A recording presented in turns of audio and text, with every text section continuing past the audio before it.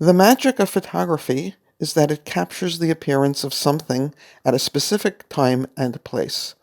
The image captured is itself something new. The camera creates a long-lasting record of the ephemeral observations of our eyes and brains. This exhibit explores the concept of ephemerality, as well as how photography itself both expands and disrupts our experience of the ephemeral nature of material and non-material things. Let me invite you into Gallery 14 in Hopewell, New Jersey, to take a tour of my exhibit, Ephemera. This video shows how the pictures were grouped and sequenced on the gallery walls while the exhibit was open during October 2020. This is the typical starting place for visitors once they have entered the gallery. I chose to put both the first and last pictures of the series next to each other on this wall. I hope that will make more sense to you once we have worked our way around the entire gallery. The starting image is on the left, and it is the first in a series of pictures of sand. The pictures were taken in different years in different parts of the world: the Pacific coast of California, Dead Horse Bay in Brooklyn, and even the other side of the Atlantic in Scotland. The images do not necessarily show any strong sense of place, but they are all reflective of the transient nature of how things appear on the beach, something I am calling perceptible time. At the beach, the movements of water deposit bits of seaweed, shell, glass, and wood onto the sand, shuffle previously deposited bits around, and carry other bits completely away back into the sea. The water and wind leave marks on the sand. The time frame of the changes wrought by the elements is easily perceptible to a person sitting on the beach. We like to watch the waves. We like to beachcomb for treasures thrown up by the waves. We walk at the water's edge, and turning back, see our footprints erased by the waves. We dig in the sand and build fanciful castles, knowing full well that they will not stand for long. No wonder that the beach itself is one of our most common metaphors for ephemerality. Small changes can happen in a minute with a single wave. Over the hours, as the tides move the waves higher and lower in a regular pattern, larger changes are apparent, though the beach maintains the same general appearance. Over the course of days, weeks, months, still larger changes accrue, the cumulative effects of small and large weather events and the daily tides.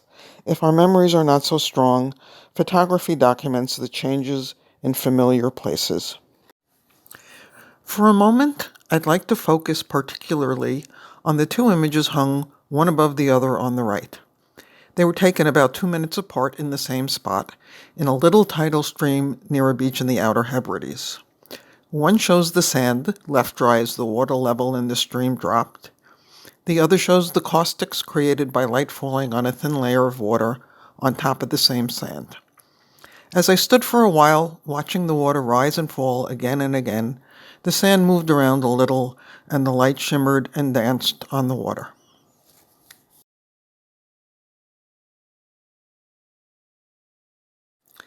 This picture is the transition between two sections of this exhibit. There is the sandy beach, emblematic of the changes that occur in perceptible time. There is the ocean, full of water, emblematic of the changes that happen in what I am calling imperceptibly short time. We are accustomed to see water moving in the oceans, in the rivers, and even out of the faucets in our houses. The motion of water causes its appearance to change constantly. Our brains notice the larger movements while developing a kind of summary view of the constantly changing details. The camera is different. In a short exposure, it can capture images that exist in a time frame that is too brief for our brains to register. Looking at the individual frames of a video, we often are surprised to see how much changes within just the fraction of a second from one frame to the next. Details are revealed that we just cannot see without the stop-motion help of a camera. These two pictures were taken on a single bridge.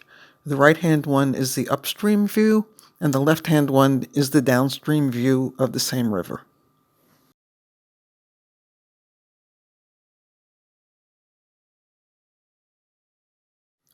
This section of the exhibit is a kind of interlude, a set of four-color pictures that look almost like black and white pictures. The middle two pictures harken back to the beach scenes at the beginning. The right-hand picture is a continuation of the theme of moving water and bubbles. When I took this picture, I was standing on a small footbridge, pointing my camera at the bubbles that were developing just below a tiny waterfall beneath the bridge. There is no way to precisely compose an image of this sort. I simply set the camera in burst mode, pointed it at an area with lots of bubbles, and held my finger down on the shutter, taking a series of images. But there was another surprise for me when I got home and started working up this specific picture on my computer. When it was blown up large, I could see something that I had not noticed directly with my eyes while standing on that bridge. On the computer screen, I saw a strange pattern in the bubbles. When I looked more closely, I saw that it was a reflection in the bubbles of me on the bridge.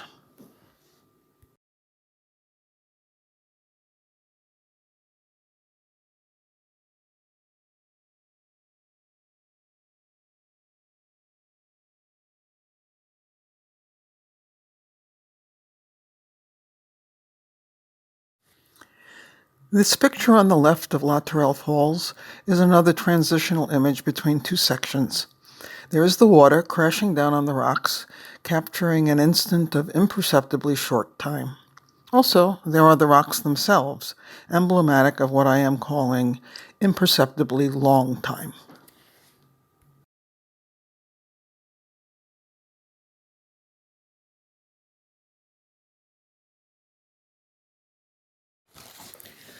Unlike the ever-changing water, the rocks that it flows over or crashes down onto appear to be unchanging. I have visited the basin in Franconia Notch in New Hampshire many times throughout my life, going back to my early childhood. There are changes in the trees with the seasons. The level of the water in the Pemigewasset River varies with the seasons and the years. But the rocks are always the same to my eyes. I can look at photographs my father took there before I was born, and I can recognize those rocks. The human imagination is a marvelous thing. We see what is and imagine how it might have come to be, extrapolating from what we know to what we do not know. We have imagined our way into an understanding of the history of the earth. We see the layers of sedimentary rock and imagine a seabed that once existed where there is now dry land. We see mountain chains and imagine huge plates on the earth's surface sliding over each other, creating those mountains. We have even imagined our way out from the earth and into a cosmos. With language, we share our ideas and develop a consensus of sorts, though that will evolve as well. We teach our ideas to those who have not played a part in imagining them. And so, although I am no geologist, I believe that the Pemigewasset River is wearing away the rocks in the basin, even as I pause to take a photograph in much the same place as my father stood with his camera so many years ago. I believe that the long past action of the water over the ages has created the shapes that are so familiar to me. I believe that action continues. I believe this even if a human lifespan is not long enough to register the changes. Considered within the huge expanse of time, even these seemingly unchanging rocks are ephemeral.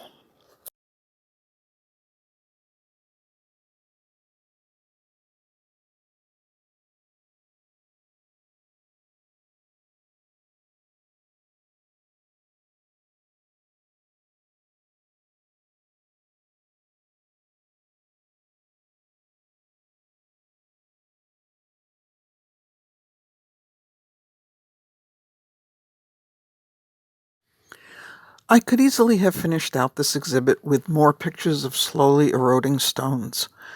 But as I considered the topic of ephemerality, I thought of something else I wanted to include, a set of pictures of structures created by people. Sometimes it's hard to understand what we are looking at when we look at old structures. So I am calling this last section the fragility of human meaning. The Callanish standing stones were erected in the Outer Hebrides about 5,000 years ago in the late Neolithic age. The site incorporates a large number of stones, consisting of an inner circle with a central monolith, and 5 rows of other stones radiating out from the circle. This picture shows only a portion of the stones. Various explanations have arisen over the ages about the site's meaning, including that the stones are petrified giants who refused to convert to Christianity. A more common modern explanation is that the stones are arranged to form some kind of astronomical observatory. Even this is hard to prove, since there are so many stones that some kind of alignment could happen by chance, and we do not know how the stones have shifted over time. We cannot know for sure what the intention was in setting these standing stones in place, since there was no written language in that area at the time. Still, it's clearly a purposeful installation that required the cooperation of many people. The stones are referenced in modern works of fiction and music. They are reportedly the inspiration for the stones depicted in the television series Outlander.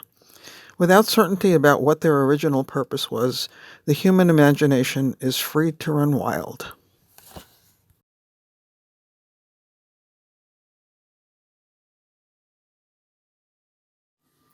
A grid of 2,711 concrete slabs of uniform width and depth but varying height, covering almost 5 acres, opened in Berlin in 2005 with the name Denkmal für die ermordeten Juden Europas.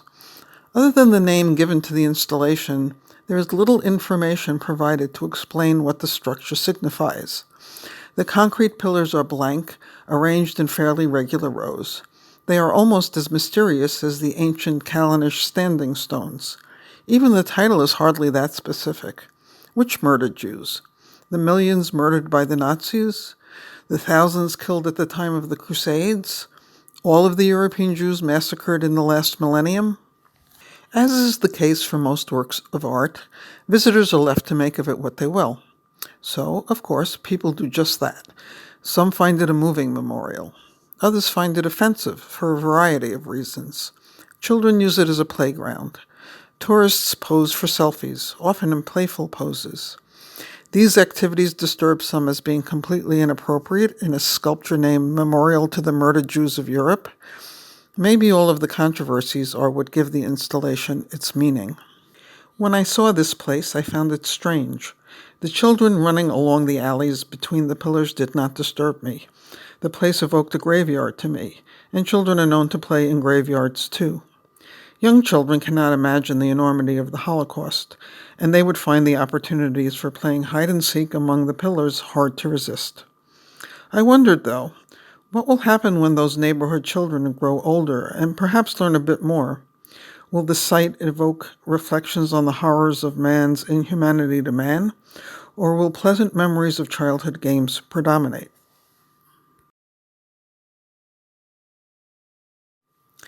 During World War II, the Nazis converted the fortress town of Theresen, also called Theresienstadt, to a ghetto and concentration camp.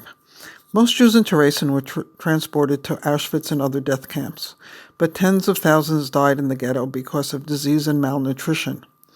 Nevertheless, there was an extensive cultural life, as evidenced by many artworks recovered from the site. There also were several hidden synagogues, one of which is preserved. This synagogue was unknown to the public for almost 50 years after the end of World War II. It was in the basement of a home, supposedly unnoticed until a renovation project revealed the Hebrew inscriptions and decorations on the walls. Visitors have been allowed into the site since the 1990s. The inscriptions and decorations clearly show this to be a Jewish prayer space. Unlike the Kalinish standing stones, there are words to tell us something about the place. Those words are biblical and Talmudic quotes, often found in synagogues. I visited in 2003, a year after floods in the area had destroyed the plaster on the lower parts of the walls. I am not a particularly spiritual person, but I felt an almost palpable presence of the unknown Jews who may have prayed there. Despite being hidden from sight for 50 years, despite the destruction of the floods of 2002, despite the absence of living survivors to tell the tale, the words and candles drawn on the walls, the stars drawn on the ceiling, all conveyed a message to me. The message from those unknown Jews was both of desperation in their circumstances and of hope born in their faith. I have never felt that degree of desperation, and I do not share that kind of faith, but standing in that space, knowing something about Teresen, I could imagine them. While preparing this exhibit, I used the internet to look for some background information and found several blog entries from people who had visited the hidden synagogue in Teresen. I was particularly struck by a long blog from a couple from India who hadn't entirely known what to expect when they visited Teresen. They remarked how pleasant the town appeared to them when they first stepped off the bus, much as it may have appeared to visitors from the Red Cross during World War II when the Nazis had used Teresen to present a pretty face to the world.